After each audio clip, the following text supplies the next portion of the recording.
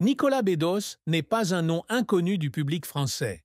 Depuis ses débuts sur scène dans des pièces comme Sortie de scène, 2004, jusqu'à des films acclamés par la critique comme La Belle Époque, 2019, il s'est construit l'image d'un artiste talentueux, avant-gardiste et parfois controversé. Cependant, ces dernières années, sa vie et sa carrière ont été assombries par de graves allégations de comportement inapproprié, qui lui ont valu une peine de prison en octobre 2024. Dans son livre La soif de honte, publié aux éditions de l'Observatoire, et dans une interview accordée au Point le 30 avril 2025, Bedos a parlé franchement pour la première fois des douloureuses vérités auxquelles il a été confronté. Ses propres erreurs, les conséquences de son alcoolisme et la douleur de blesser ceux qui l'entourent, en particulier les victimes de son comportement. La douloureuse vérité que Bedos a admise ne concernait pas seulement les accusations légales, mais aussi le voyage intérieur déchirant qu'il a traversé lorsqu'il a réalisé qu'il avait causé des souffrances à d'autres. Je ne cherche pas à me justifier, mais je veux comprendre pourquoi je me suis retrouvé sur cette voie, a-t-il déclaré dans une interview au Point.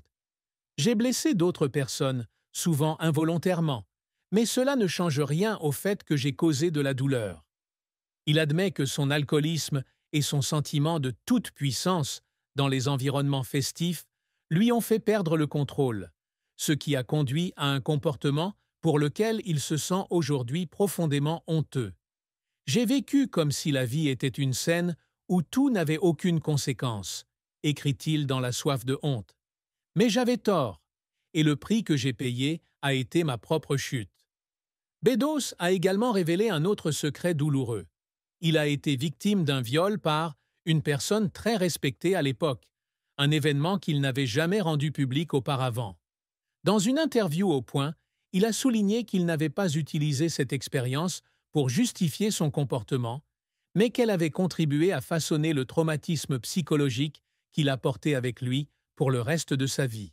« Je n'ai jamais pensé à poursuivre cette personne en justice », a-t-il déclaré. Mais cela a laissé une cicatrice, un sentiment de violation, que je n'ai réalisé que des années plus tard. Cet aveu montre non seulement sa vulnérabilité, mais aussi une tentative d'affronter les recoins sombres de son passé, à la fois en tant que victime et en tant qu'agresseur. Bedos a partagé la douloureuse vérité alors qu'il tente de reconstruire sa vie après une peine d'1 an de prison, dont 6 mois avec sursis et 6 mois de port d'un bracelet électronique. Il a renoncé à son droit de faire appel en janvier 2025, acceptant la décision du tribunal et s'engageant à suivre une psychothérapie et un traitement contre la toxicomanie. Dans l'émission « Quelle époque ?» le 3 mai 2025, il est apparu hagard, admettant que les 2 dernières années avaient été une période de honte, de colère et de doute de soi. « Je ne demande pas pardon, car je n'ai pas le droit de le demander », a-t-il déclaré. « Mais je veux dire que j'essaie d'être une meilleure personne, pour ma fille, pour les gens que j'aime et pour moi-même. » Cette confession a marqué un tournant dans la vie de Bedos, car il a non seulement fait face à ses erreurs, mais a également cherché à les expier par l'action et la créativité. La plus grande tristesse de la vie de Nicolas Bedos, comme il l'a partagé dans La soif de honte et dans de récentes interviews, a été son propre effondrement sous le poids des accusations et de la honte après avoir été reconnu coupable d'agression sexuelle en 2023. Cet incident a non seulement porté atteinte à la réputation qu'il s'était bâtie pendant plus de 2 décennies, mais lui a également fait perdre la confiance du public, de ses collègues et en partie de lui-même. Dans une interview accordée au Point, il a décrit ce sentiment comme « un coup qui a brisé tout mon monde ». J'avais l'habitude de penser que j'étais invincible, que je pouvais tout contrôler, a-t-il déclaré. Mais quand vous réalisez que vous avez blessé quelqu'un et qu'il n'y a aucun moyen de revenir en arrière, c'est une douleur insupportable. Cette tristesse découle de 2 incidents précis, survenus en 2023, lorsque 2 femmes ont accusé Bedos d'agression sexuelle.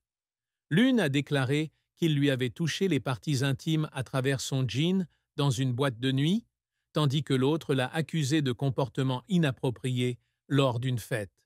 Bien que Bedos ait affirmé ne pas se souvenir clairement des événements en raison de son état d'ivresse, il n'a pas nié le témoignage des victimes et a accepté sa responsabilité.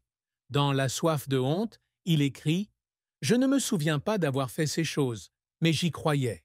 Et cela me fait me sentir comme un monstre. Cette tristesse ne vient pas seulement du jugement juridique, mais aussi de la prise de conscience que ces actes, intentionnels ou non, ont causé du tort à autrui. Cette tristesse était aggravée par d'autres traumatismes personnels que Bedos avait vécus. Le décès de son père, l'humoriste Guy Bedos, le 28 mai 2020, a été un énorme choc. Dans un article de 2021 pour l'Obs, Bedos racontait les derniers mois de la vie de son père, atteint d'une maladie de type Alzheimer et ayant perdu sa capacité d'autorégulation. Il a décrit la douleur de voir son père, un homme fier et indépendant, devenir un enfant dans le corps d'un vieil homme. « J'ai acheté les pilules pour mettre fin à la vie de mon père, mais au final, je n'ai pas eu à le faire », a écrit Bedos. Mais l'idée que j'étais prêt à le faire est quelque chose que je ne me pardonnerai jamais. La mort de son père n'était pas seulement une perte personnelle, mais aussi le début de questions sur la moralité et la responsabilité qu'il a portée avec lui tout au long de sa vie. La carrière de Nicolas Bedos a été un véritable tourbillon depuis ses débuts en tant que dramaturge jusqu'à devenir l'un des réalisateurs les plus respectés de France. Il se fait remarquer en 2004 avec la pièce Sortie de scène, puis continue d'affirmer son talent à travers des pièces comme Promenade de santé, 2010, très appréciée par la critique. Son rôle dans l'émission de Laurent Ruquier. On n'est pas couché de 2013 à 2015 lui a valu une grande renommée pour ses commentaires acérés et humoristiques. Cependant, c'est son style garce et parfois extrême qui a suscité beaucoup de controverses, le faisant considérer par certains comme arrogant ou provocateur. Le plus grand succès de Bedos est venu du cinéma. Son premier film, Monsieur et Madame Adelman, 1017, qu'il a réalisé, écrit et dans lequel il a joué, a été salué par la critique pour son histoire d'amour poignante et sa narration innovante. Le film La Belle Époque, 1919, a été l'apogée de sa carrière, remportant le César 2020 du meilleur scénario original et étant adoré par le public international.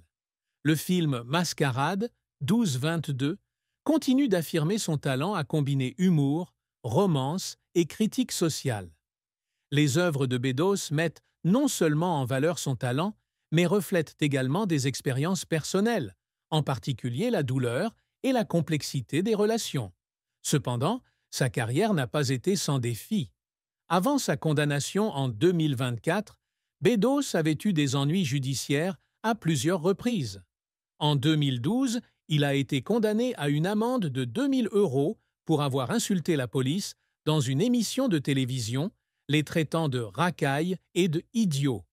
En 2014, il a été condamné à 3 mois de prison pour conduite en état d'ivresse et menace de mort contre la police. Ces événements, bien que moins graves que les allégations ultérieures, ont contribué à l'image de Bedos comme étant rebelle et difficile à contrôler. L'accusation d'agression sexuelle de 2023 a été le coup le plus dur porté à sa carrière. Suite au verdict d'octobre 2024, de nombreux projets de Bedos ont été annulés et il a été jugé persona non grata dans l'industrie du divertissement française. Dans Le Figaro du 7 mai 2025, il est décrit comme une étoile déchue, avec des interrogations sur sa capacité à retrouver sa place à l'ère Jade MeToo. Cette chute ne fut pas seulement une perte professionnelle, mais aussi une douleur personnelle, car Bedos réalisa que son talent n'était pas suffisant pour effacer ses erreurs.